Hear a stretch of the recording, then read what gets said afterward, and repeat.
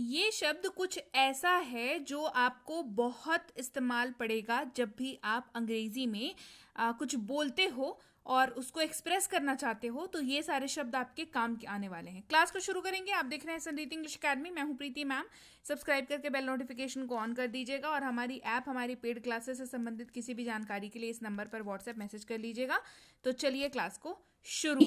मई एक महीना भी होता है ना, जनवरी फरवरी में, उस लिस्ट में 12 महीने के लिस्ट में मई जो है या मई जो है वो एक महीना भी होता है। But right now we are not talking about that, we are talking about models. ठीक है, तो इसमें में जो है MAY में जो है ये दिखाता है, ये तब यूज होता है जब आप अपने वाक्य में किसी से अनुरोध कर रहे हैं या परमिशन मांग रहे हैं किसी चीज की, या किसी चीज की संभावना जता रहे हैं, पॉसिबिलिटी को बता रहे हैं। इन सारी ही सिचुएशंस वाले वाक्यों में आपको मे का यूज करना है।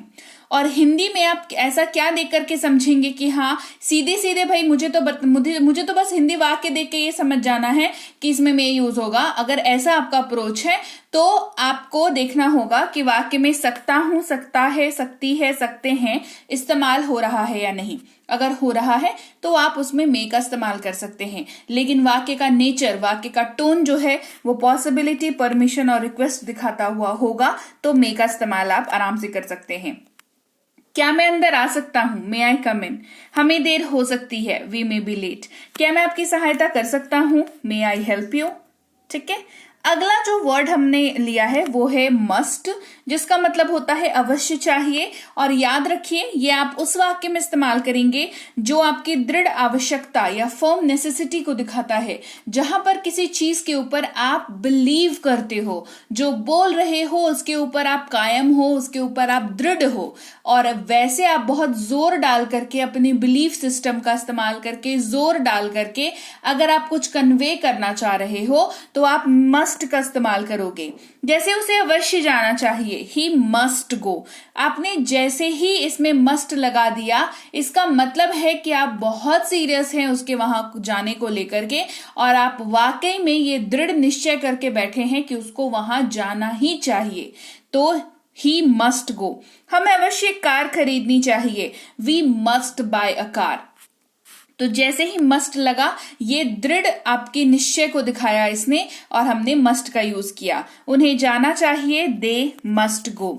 अगला शब्द हमारे पास है कुड, COULD। एल साइलेंट है ड्यू टू साइलेंट लेटर का रूल्स, और उच्चारण कुड होता है लेकिन लिखा कुल्ड ही जाता है, COULD ही जाता है।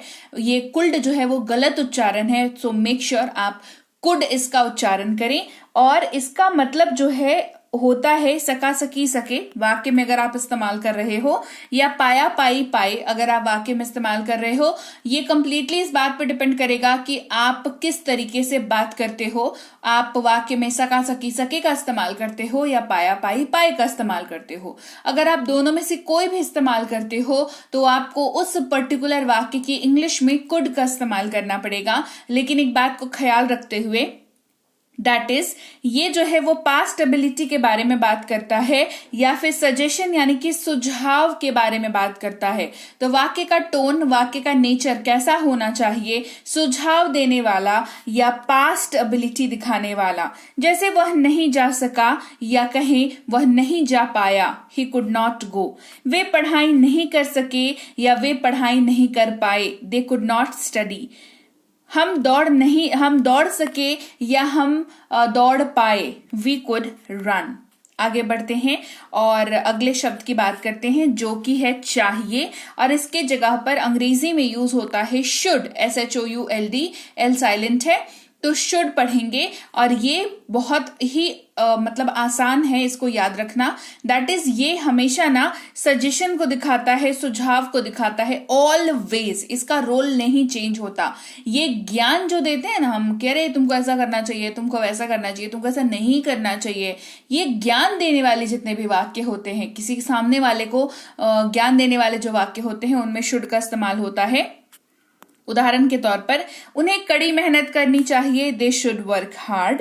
उसे जल्दी उठना चाहिए, she should wake up early. उसे खाना चाहिए, ही शुड ईट। अगला शब्द हमारे पास है वुड, जिसका इस्तेमाल गा, गे, गी के तौर पर होता है। वाक्य के अंत वाले शब्द में अगर सबसे लास्ट वाला जो हिंदी का वाक्य आप बोल रहे हो उसके लास्ट वाला जो वर्ड है उसके लास्ट में गा, गे, गी अगर इस्तेमाल कर, जैसे जाएगा, करेगा, खाएगा, बोलेगा, बोलेगी, चलेगी, है ना, हंसेगी, हंसेंगे, इस तरीके का अगर आप इस्तेमाल कर रहे हो वाक्य, तो आप उसमें मान के चलो कि वुड का इस्तेमाल आपको देखने को मिलेगा इंग्लिश में, लेकिन वाक्य का टोन यहाँ पर ये डिसाइड करेगा कि वुड इस्तेमाल होगा या कोई कुछ और इस्तेमाल होगा। वुड किस टोन में इस्तेमाल होगा? जहां पर आप डाउट दिखा रहे हो, संदेह वाला वाक्य कर रहे हो, बता रहे हो, या पॉसिबिलिटी या संभावना जताने वाले वाक्य के बारे में बात कर रहे हो, तो वुड का इस्तेमाल करना। जैसे वह जाएगी, शी वुड गो, वह आ जाएगा, ही वुड कम टुडे, वह परीक्षा उत्तीर्ण करेगी, she would pass the exam. अगला शब्द हमारे पास है माइट, जो अपने आप में सुनकर के काफी पावरफुल लगता है कि माइट वर्ड जो है ये काफी स्ट्रॉन्ग वर्ड है वाक्य में यूज करने के लिए, और ये दिखाता है शायद सकता है, शायद सकती है, शायद सकते हैं। अपने साउंड के विपरीत ये पॉसिबिलिटी यानी कि संभावना को दिखाता है, जहां पर श्योरिटी तो नहीं है पर संभावना जरूर है। जैसे शायद बारिश हो सकती है, इट माइट रेन। रोहन शायद बीमार पड़ सकता है, रोहन माइट गेट सिक। उन्हें शायद देर हो सकती है, they might be late. Clear? आगे बढ़ते हैं। अगला शब्द है विल, जिसका इस्तेमाल गा, गे, गी के तौर पर होता है, यानी कि ऐसे वाक्य जो संभावना पॉसिबिलिटी नहीं दिखा रहे हैं लेकिन उसके अंत में गा, गे, गी का इस्तेमाल किया जा रहा है। जाएगा, खाएगा, करेगा, हंसेगी, हंसेगा, रोएगा, है ना, ये अगर इस्तेमाल कर रहे हैं और ये क्या नहीं दिखा रहे हैं, ये पॉसिबिलिटी नहीं दिखा रहे हैं, ये संभावना नहीं दिखा रहे हैं, लेकिन ये सिंपली फ्यूचर की बात कर रहे हैं, तो विल का इस्तेमाल करेंगे। वह खाना बनाएगी, शी विल कुक। मैं पढ़ाई करूंगा, आई विल स्टडी। वे घर जाएंगे, they will go home. Will की बात करते हैं तो मुझे जितनी बार मैं विल के बारे में पढ़ाती हूँ मुझे कमेंट आता है कि मैम शैल के बारे में तो आपने नहीं बताया। तो भैया मैं हर बार शैल के बारे में बताती हूँ, हर क्लास में बताती हूँ, आज भी बता रही हूँ। तो कमेंट जो है आप कर सकते हो, बेशक कर सकते हो, पर अंडरस्टैंडिंग लेवल जो है आपकी इंक्रीज करनी चाहिए अगर आप मेरी क्लास को अटेंड कर रहे हो तो। और अगर नहीं की है इसका मतलब आप मेरी क्लासेस अटेंड नहीं कर रहे हो। It is very evident. ठीक है, तो शैल का मतलब होता है गा, गे, गी। ये मतलब होता है, मतलब जान के रखो बिकॉज इसमें बुराई नहीं है मतलब जान के रखने में। ठीक है, शैल का मतलब होता है गा, गे, गी। लेकिन अब ये व्यवहारिक तौर पर स्पोकन इंग्लिश में इस्तेमाल नहीं किया जाता है।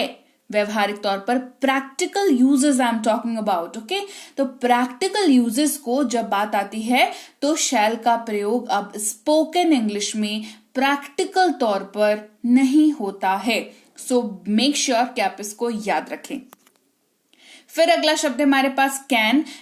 ऐसे ही किसी शब्द से हमने क्लास की शुरुआत की थी जहां पर हमने देखा था मतलब में है सकता है, हो सकता है, सकती है, सकते हैं, और लेकिन यहाँ पर जो है वो मे था, MAY मे, लेकिन यहाँ पर कैन है।